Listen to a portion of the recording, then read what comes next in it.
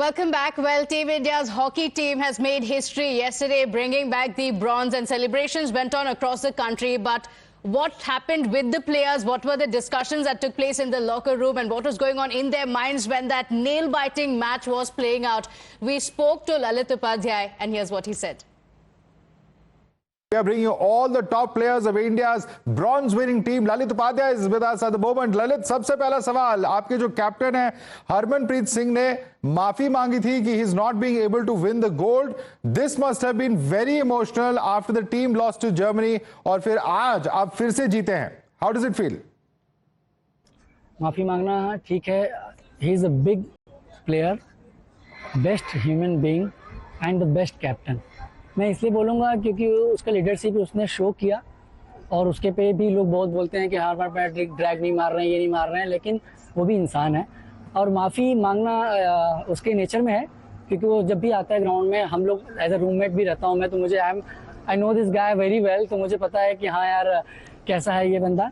तो बट उसने अपना लीडरशिप दिखाया, कंट्री के लिए सबको एकजुट किया, और फिर से सब ने बूस्टअप करके मीटिंग करके हम सब ने बात किया कि नहीं, हमें यहाँ से खाली हाथ नहीं जाना है, हमें यहाँ से जी. और how does it feel to win the bronze medal at the highest level such as the Olympics? पहली बात तो मैं पूरे देशवासियों को धन्यवाद करना चाहूँगा जिन्होंने दिल से हॉकी को सपोर्ट किया है, जैसे पिछली बार किया था. और अब कम से कम लोगों में ये विश्वास आ गया है कि हम केवल ओलंपियन बनने के लिए नहीं आते, हम यहाँ पे ओलंपिक जीतने के लिए आते हैं. अनफॉर्चुनेटली हमसे गोल्ड मिस हो गया, बट हम खाली हाथ नहीं आ रहे हैं, हम देश के लिए ब्रॉन्ज लेके आ रहे हैं. और ये पूरे एज ए टीम, जो पूरे coach, manager, trainer, assistant coach, जितने भी लोग थे, और एज ए टीम जो हम लोग खेला है, उसका रिजल्ट है ये.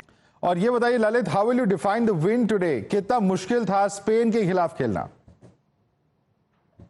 हम यहाँ पे या तो गोल्ड जीतते हैं या तो ब्रॉन्ज जीतते हैं, और जब भी फाइनल होता है तब भी डू एंड डाई होता है, और जब ये ब्रॉन्ज का मेडल होता है, ब्रॉन्ज मेडल मैच जब होता है तभी ये डू एंड डाई होता है.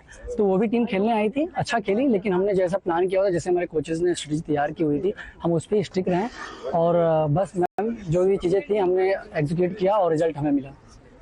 जी. और श्रीजेश का लास्ट मैच था, ये क्या कहना चाहेंगे श्रीजेश की परफॉर्मेंस पे? देखिए, उनकी तारीफ मैं क्या, पूरा इंडिया कर रहा है, और he is world class player person, और सबसे बेस्ट बोलूँ तो ही इज अ गिफ्ट. और हमारे जैसे सभी ने नाम दे रखा है वॉल, हम तो उनको बहुत ही मानते हैं, और जितना उनको रिस्पेक्ट दे उतना कम है. और इंडियन हॉकी की हिस्ट्री में उनका नाम सुनहरे अक्षरों में लिखा जाएगा, ये हम लोग सबको पता है ये चीज़. उन्होंने बेस्ट हॉकी खेली है, बेस्ट इंस्पिरेशन रहे हैं अपकमिंग जनरेशन के लिए भी, और जो उन्होंने हॉकी खेल के दिखाई है और जो डेडिकेशन दिखाया है, और ख़ास तौर से इस एज में काबिल तारीफ है. हम लोग मतलब दिल से बोलूँ तो मैं बहुत ब्लेस्ड हूँ कि मुझे उनके साथ खेलने का मौका मिला है. और 2 बैक टू बैक मेडल्स जीते हॉकी में ओलंपिक्स में आफ्टर 52 इयर्स. इस फीट पे, इस कामयाबी पे क्या कहेंगे? पीछे सबका सपोर्ट रहा है, गवर्नमेंट ऑफ इंडिया का, उसके बाद साई का स्पेशली, जहाँ पे हम प्रैक्टिस करते रहते थे. मैं उनको इसलिए मेंशन करना चाहूँगा क्योंकि वही हमारा बेस है, साई बेंगलुरु. टॉप्स का, सबका, कि जब हमें जो जो चीज़ें मतलब ज़रूरत पड़ी है हमें मुहैया कराई गई हैं, हमें दिलाई गई हैं. उसके साथ ही मैं ये बोलूँगा कि जो पूरा हमारा सपोर्टिंग स्टाफ था, जो हमारा कोचिंग स्टाफ था, सबका एक प्लान था, सबका एक विज़न था. और सबका विज़न तो हमारा सब लोगों का ये था कि हम मेडल का कलर चेंज करेंगे, लेकिन हम अनफॉर्चुनेटली नहीं कर पाए, उस चीज़ का मलाल रहेगा. लेकिन कंटिन्यू 2 बार ओलंपिक में मेडल लेके जाना ये भी बड़ी बात है, और पॉजिटिव नोट पे हमने खत्म किया tournament. Well, that's been a fantastic win for India. Congratulations to the Indian hockey team as well, and can't wait to welcome them once they return home. With that, we head into a short break. The morning news continues on the other side.